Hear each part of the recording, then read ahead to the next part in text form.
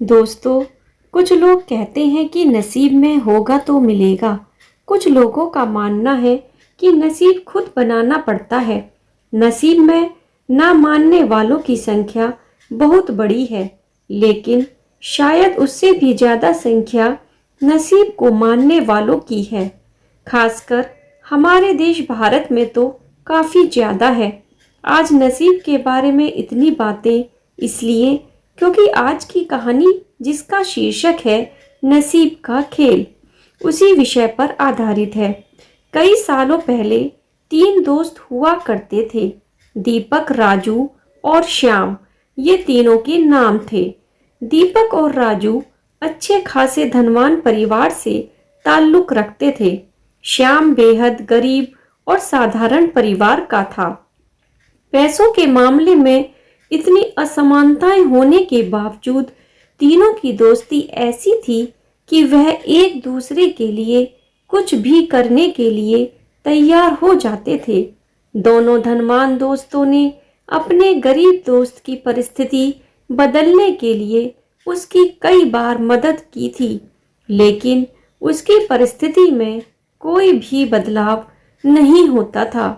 वो कहते हैं ना कि समय से पहले और नसीब से ज्यादा किसी को कुछ नहीं मिलता। बस ऐसा ही कुछ श्याम के साथ होता था। तीनों ही जवान हो गए। दोनों धनवान दोस्त अपना अपना व्यापार अच्छे से करने लगे और पहले से भी ज्यादा धनवान बनते चले गए। श्याम की हालत बद से बदतर होती गई। अपने दोस्त की बिगड़ती हुई हालत देखकर दीपक और राजू ने उसके लिए कुछ करने का फैसला किया। दोनों ने 100-100 सोने के सिक्के एक थैली में रखे और श्याम को देते हुए कहा, तुम इनसे कोई व्यापार शुरू करो और पैसे कमाओ और अपनी गरीबी दूर करो। श्याम ने उन 200 सिक्कों में से 5 सिक्के घर खर्च के लिए निकाले और बाकी के 195 सिक्के अपनी पगड़ी में बांधकर शहर की तरफ जाने लगा, ताकि वहां जाकर व्यापार के लिए कुछ जरूरी चीजें ला सके। वो गांव से कुछ ही दूर पहुंचा था कि आसमान से एक चील उड़ती हुई आई और उसकी पगड़ी उड़ाकर ले गई। श्याम ने उसका काफी पीछा किया, लेकिन चील इतनी ऊंची और तेज उड़ी कि उसको आखिरकार हार मानकर अपने घर लौटना पड़ा। कुछ दिन बीतने के बाद जब दीपक और राजू श्याम की हालत का जायजा लेने के लिए उसके घर गए, तो उन्हें श्याम की हालत में रत्ती भर का भी फर्क नजर नहीं आया। पूछने पर श्याम ने सारी हकीकत दोनों को बता दी। राजू को उसकी बातों पर भरोसा नहीं हुआ, लेकिन दीपक ने उसका विश्वास कर लिया। दीपक ने फिर से उसे 200 सोने के सिक्के दिए और बोला, फिर से कोशिश करो। दीपक और राजू के जाने के बाद श्याम ने सोचा कि अभी काफी रात हो गई है, इसलिए सिक्कों को कहीं छुपा देता हूँ ताकि कोई चोर उन्हें चुरा ना सके। कल शहर जाकर कोई धंधा शुरू करूंगा। उसने उन सिक्कों को अपने घर में रखी भूसी की एक टोकरी में छुपा दिया। शाम सुबह नींद से जागा और सीधा उस भूसे की टोकरी की तरफ गया जहां उसने सिक्के छुपाए थे। उसने घर में काफी ढूंढा, लेकिन उसे वह भूसे की टोकरी कहीं नहीं दिखाई दी।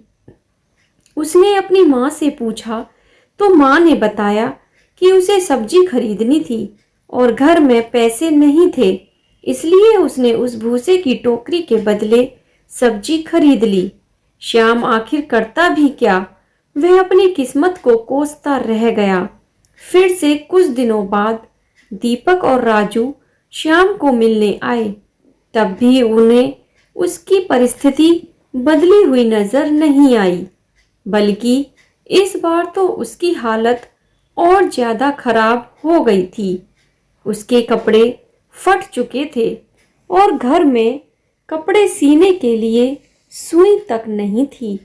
दीपक और राजू के पूछने से पहले ही श्याम ने अपने साथ घटित हुई घटना के बारे में सब कुछ सच सच दोनों को बता दिया। वह बोला कि तुम लोग मेरी मदद करना छोड़ दो। अब तो मुझे भी लगता है कि मेरी किस्मत में धनवान बनना लिखा ही नहीं है। मेरी वजह से तुम्हारा भी काफी नुकसान होता रहता है। राजू को अपने दोस्त की ऐसी हालत देख उस पर दया आ गई, लेकिन वह जानता था कि वह चाहे कितनी भी उसकी मदद करने की कोशिश करे, उसका परिणाम बिल्कुल निष्फल रहता है। इसलिए वह तुरंत बाजार जाकर एक सुई खरीद कर लाया और उसने श्याम को वह सुई दे दी। राजू और दीपक के जाने के बाद श्याम ने अपनी माँ से कहकर अपने फटे कपड़े सिलवा लिए। उसी रोज उनके पड़ोस में रह रहे मछुआरे की बीवी उनके घर आई और सुई मांगने लगी। वह बोली, मेरे पति को मछलियां पकड़ने जाना है, लेकिन हमारा मछली पकड़ने का जाल कई जगह से फट चुका है। अगर आपके पास सुई है तो मेरी मदद कर दीजिए। इसके बदले में मैं आपको एक अच्छी सी मछली देकर जाऊंगी। श्याम की माँ ने उस महिला को सुई दे दी। अगले दिन वह महिला एक बड़ी सी मछली के साथ उनके घर आई और उन्हें धन्यवाद देते हुए सुई और मछली उनको देकर चली गई। श्याम की माँ ने जब मछली को पकाने के लिए काटना शुरू किया तो उसके पेट से चमकीला पत्थर निकला। श्याम को पत्थर कीमती जान पड़ा, इसलिए वह जोहरी के पास जाकर उसकी जांच कराई तो वो बेहद कीमती हीरा था। उसको बेचकर श्याम को 20,000 सोना मोहरें मिल गईं। इतने सारे पैसे उसकी गरीबी दूर करने के लिए काफ़ी थे। उन पैसों से उसने अपने लिए एक अच्छा घर खरीदा और काफ़ी सारी खेती करने लायक जमीन और एक बगीचा भी। साथ में कई सारे गाय भैंस खरीदी ताकि दूध का व्यापार शुरू कर सके। हमेशा की तरह कुछ दिनों बाद जब उसके दोनों दोस्त राजू और दीपक उसे मिलने आए तो उसकी बदली हुई परिस्थिति देखकर दोनों दंग रह गए। इस बार दीपक को श्याम की बातों पर भरोसा नहीं हो रहा था। उसे लग रहा था कि जरूर उसी के दिए पैसों से श्याम ने तरक्की की है, लेकिन वह बताना नहीं चाहता। लेकिन राजू को उस पर विश्वास हो गया था कि जरूर उसी सुई की वजह से उसकी किस्मत बदली है। श्याम अपने दोनों दोस्तों को अपने खेतों में घुमाने ले गया और बाद में अपने बगीचे में। वहां पर कुछ बच्चे पहले से एक पेड़ पर चढ़कर फल तोड़ने की कोशिश कर रहे थे। बच्चों ने गलती से वहां पर एक पक्षी का घोंसला गिरा दिया, जिसमें एक पगड़ी के अंदर 195 सोने के सिक्के वाली वही पोटली थी जिसे कभी एक चील श्याम के सर से उड़ा ले गई थी। उसे लेकर जब तीनों दोस्त घर को लौटे तब श्याम की माँ गाय भैंसों को भूसा खिला रही थी और उसी दौरान भूसे की एक टोकरी से वह 200 सोने के सिक्के भी निकले जो श्याम ने कभी अपने पुराने घर में भूसे की टोकरी में छिपाए थे। उसकी किस्मत कुछ ऐसा खेल खेल रही थी कि उसके हक की सारी चीजें और खुशियां उसके पास लौटकर आ रही थीं।